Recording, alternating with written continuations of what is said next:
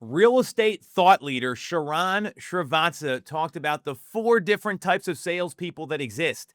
And the worst of all of them is the know it all. And I'm going to tell you 4 key ways to make sure you don't fall into that category, because market shifts and changes in the real estate climate can leave that person hanging out to dry. If you get some value out of this, or you like what you hear, make sure to subscribe to the channel, hit the bell for notifications. And if you want to schedule a call with our team about how we can help you with these exact processes in your business, you can do that with the link in the comments.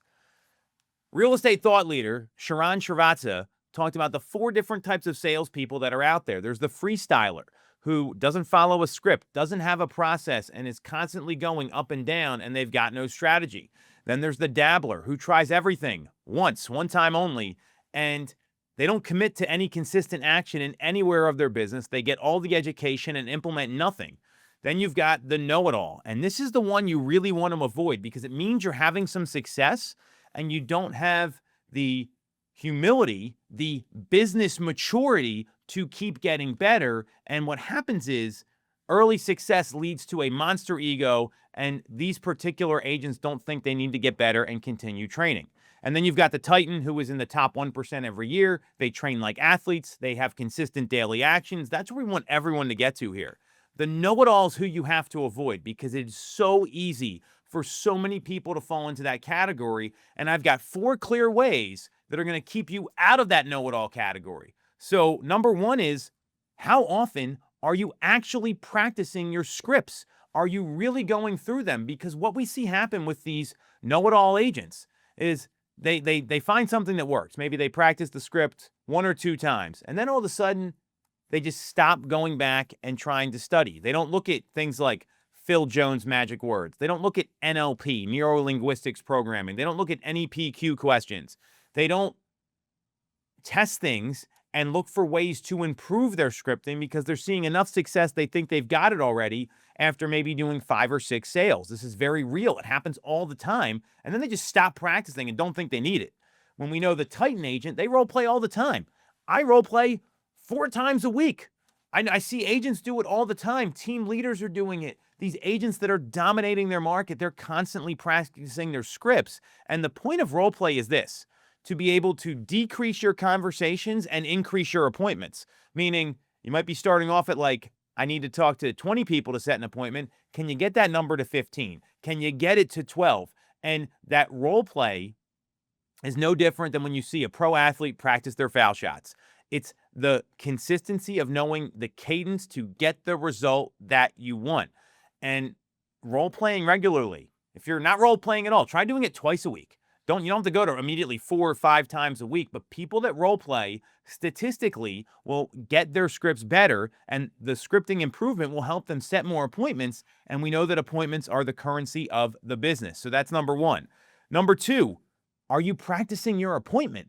Because if you're talking to a lot of people and you're meeting a lot of people, but you're not closing them, then you've got a skill issue. We know that it's either activity-based or skill-based is the reason why most people don't hit their goals.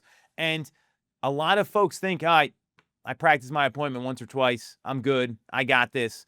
That's not how it works. We've got an agent on our team, Adam Lavin, just listed a $1.95 million property because he followed the appointment verbatim and had blind faith in a documented process. He didn't try to ad-lib or do what he thinks is best or win on personality instead of strategy. He actually practiced the appointment. I see him in the office every day. This guy's going to have a monster career because he understands that you need to train like an athlete to win in this business.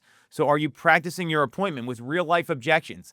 None of this silly nonsense where people say things that get a good laugh or you think it's a little over the top. I'm talking about real-life practice. If you noticed here, the first 2 things to avoid know-it-all status were to keep practicing and getting better, because most agents just don't do that. Number 3, how are you building your real estate knowledge base? Are you studying the market regularly? Are you listening to people that are having success in other business, whether it's podcasts or books?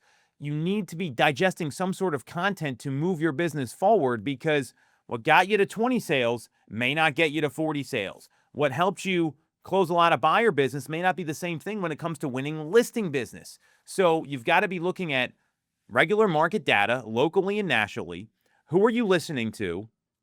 What content are you digesting so you can improve your knowledge base so that when things do come up and you get questions like, well, I'm nervous about the economy. What does that mean? Or what's happening with inventory? Where should I make my offer? And then when you have statistics and data, like I share all the time, hey, the average home is selling right now for 100.2 to 100.6% of the asking price in the Philadelphia suburbs.